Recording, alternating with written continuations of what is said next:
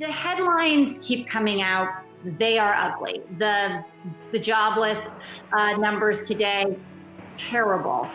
We are braced for more ugly headlines. Legislators there trying to figure out what to do in terms of a response to coronavirus. At the same time, we've got some new data from China that presents a troubling picture. It just shows you exactly how troubling it can be when the economy kind of falls off a cliff. It will be a new economy where many areas of the economy won't go back to the level of output that they had before.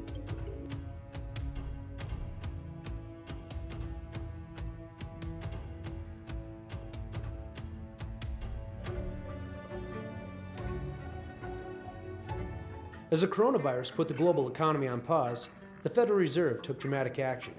It decreased borrowing rates to stimulate business spending.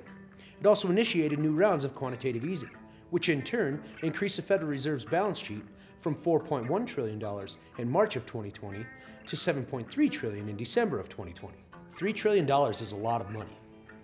Much more than I'll be getting paid for starring in this documentary, but the question of the day is, where is all this money? How was it created?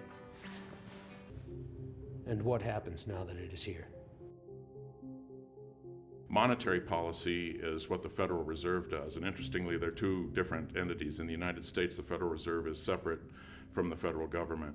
So the Federal Reserve has a dual mandate to manage two things, according to law, according to their congressional mandate. One is to stabilize prices, which means inflation, and the other is to maximize employment. So we have two different kind of operations at work at the same time, and both were massive for COVID stimulus. That's Tim Harvey. He's an instructor of finance here at MSU. Now, there are two things I want you to remember here, because I know Tim talks pretty fast. So keep in mind the Federal Reserve must control inflation and maximize employment, and they do that in two ways: the federal funds rate and quantitative easing. So the Federal Reserve has a lot of levers that they can do to execute their dual mandate. But the main one is short-term interest rates. That's the big lever that they have. It's like, or I think of it as a gas pedal and a brake. They can lower interest rates, that's pushing on the gas for the economy, or they can raise interest rates, and that's pushing on the brake, which is what they would do if inflation got out of hand. So normally they do that with short-term interest rates, the overnight Fed funds rate. That's the conventional way that the Fed operates. So if a bank is low on capital and someone with good credit walks in wanting to take out a loan, the bank doesn't turn them away. They borrow the money. The Federal Reserve can manipulate how high or low the interest is on this borrowing between banks to stabilize the economy. Think of that as the federal funds rate. Quantitative easing is doing that same thing, but it's doing it farther out on the yield curve with long-term rates. Long-term rates affect mortgage rates and all kinds of long-term borrowing that businesses do, primarily real estate rates and longer-term borrowings like bond rates. So normally the Fed doesn't bother with that. That's set by supply and demand, and it still largely is, but the Federal Reserve in QE is intervening, and they're creating their own demand. They're essentially creating money by buying bonds out in the market. So this puts new money out into circulation. It's direct money creation.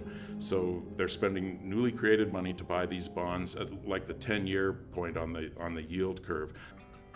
Whoa. All right, let's break that down a little bit. We'll talk about the yield curve. First of all, when a bond is sold, the buyer gets money immediately, and in return, they must pay back the money with interest at a later date. The interest is usually higher if the money is borrowed for a longer time.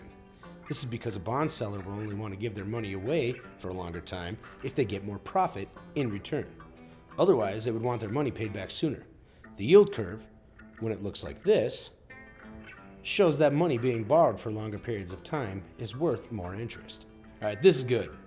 Positive yield curve equals happy market. When the yield curve is inverted like this, it means that money borrowed for longer doesn't get more interest. This is bad. This is what the Federal Reserve wants to fix in times of crisis. They want to make long-term interest higher than the short-term interest. So quantitative easing is when the Fed buys these long-term bonds. By buying up the long-term bonds, it keeps the interest on long-term bonds higher. The money that these bonds are worth is where the money creation comes from. The Fed creates the money to buy the bonds. So to recap, quantitative easing is when the Fed creates money to buy bonds. so that money borrowed over longer periods of time gets more interest than money borrowed over shorter periods of time. So the big question is, what is the cost of all of this quantitative easing? I mean, it can't be for free that you just stimulate the economy and there's no eventual cost, right? So on the monetary policy side, the cost is potentially also inflation. Whenever the money supply increases faster than the economy is growing, potentially that excess spills over into inflation. So all else equal, they increase the money supply almost 20%. So you would expect inflation to result from that, but all else isn't equal. The time when that occurs is when the economy is already operating at capacity. So the money supply can be increased up to the point where the economy is operating at full capacity without creating inflation. So the question for inflation is, what will happen when the economy does get back to full capacity and we still have all this additional money supply out there? All right, sports fans, let's go over what we learned today. During the pandemic, the Fed was in charge of controlling interest rates and maximizing employment.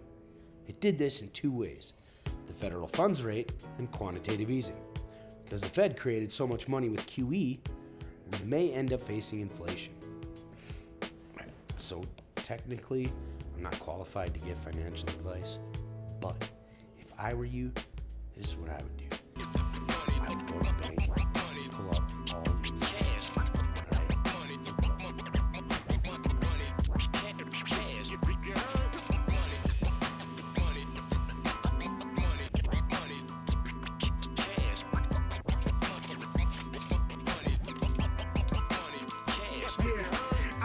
two nickels together to make a dime. My grind, something you can't see with the human eye. I don't spend chips on rims, shoes for the ride. I break bread for Tim's, boots stay tied. Get more green than limes. Never see me in VIP. I'd rather be with my people outside. Won't catch me with a fancy chick.